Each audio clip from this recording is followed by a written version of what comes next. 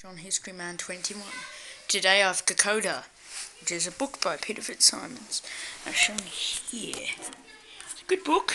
It's got 454 pages. It's got 3 different things, pictures, and it's a very popular book. Over 250,000 copies sold. It's an Australian book again. Now, to the history part. It was an important village in New Guinea, and the Japanese planned on getting to the Great Southern Land, or Australia. But there was two obstacles: the Australian territories, which were New Guinea, Rabaul, or New Britain, and New Caledonia. They won all those islands, then they would have the perfect place to launch an invasion. So, at Port Moresby, which is the capital of New Guinea, they had a large naval, military and air force base.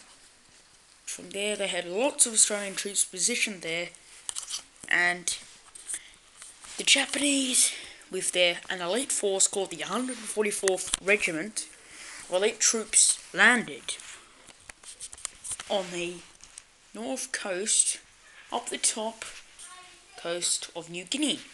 And from there, at Buna and Guna, they launched an invasion overland over the Owen Stanleys, a giant mountain range with a track on it, which was in a bad condition, and no European white man had ever been on that track before.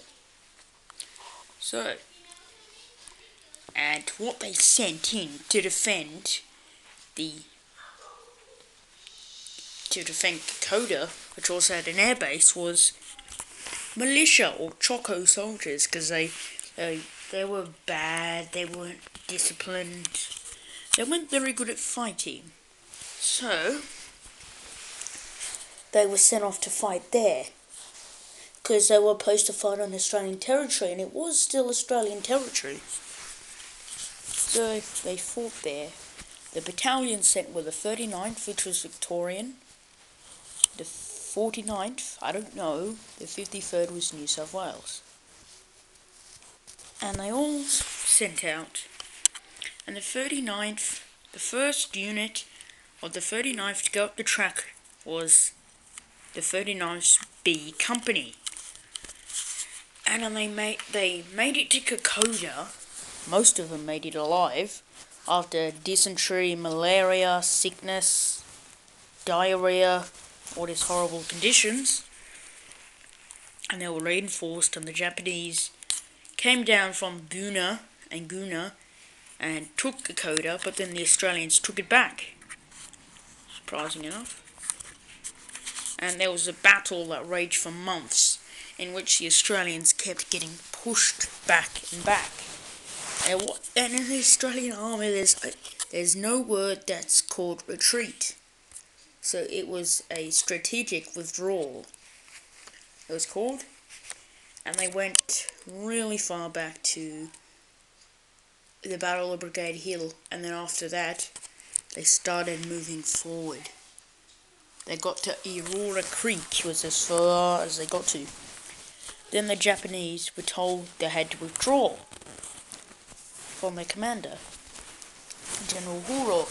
It was told by the Japanese Emperor he needed to withdraw from New Guinea back to Buna and Guna. So they had to leave a lot of injured and wounded troops. So they were captured. And then the bad part. Capture the part with lots of people died. And the 39th Battalion, in the end, they went in with 554 men. They came out with 150 men after 2 months of fighting non-stop. Then they got to be relieved, and then they went back to Port Moresby. By the time we got back to Port Moresby, 140 were left. The others were dead, wounded, missing, captured, or in hospital. which wasn't really good. And there were all these war correspondents said the general in charge of the Australian troops, Thomas Blaney, was bad. He actually was. Because one thing he did was he gave them the wrong camouflage. They camouflaged for the jungles of India, but New Guinea was all different. It was all green, all these hills.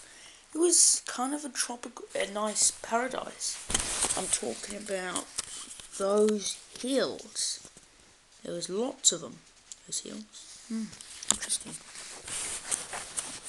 And the Australians eventually managed to make the Japanese withdraw from Buna and Guna. And what happened was then they won. But still, fighting went on for the rest of the war in New Guinea. From 1942 to 1945. Then the fighting ended and Papua New Guinea became independent in 1960. That's been John History Man 21 with the Battle of Kokoda. Thank you for watching this video. If you like this video, please leave a like and subscribe. Thank you for watching. Bye.